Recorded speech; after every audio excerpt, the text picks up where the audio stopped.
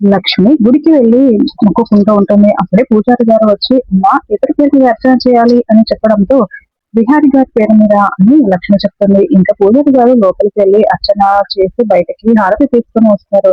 లక్ష్మి హారతి కళ్ళ కద్దుకునే టైంకి చేతులు అక్కడ హారతి దగ్గర పెట్టగానే హారతి కొండెక్కిపోతుంది.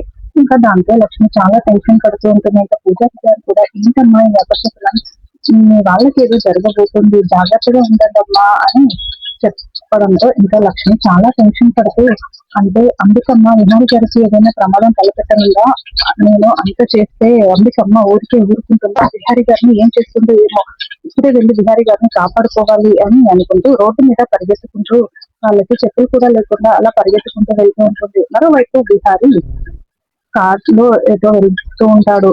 ఇంకా అంబిక సుభాష్ తో కలిసి బిహార్ ని చంపడానికి ప్లాన్ చేసి ఉంటుంది.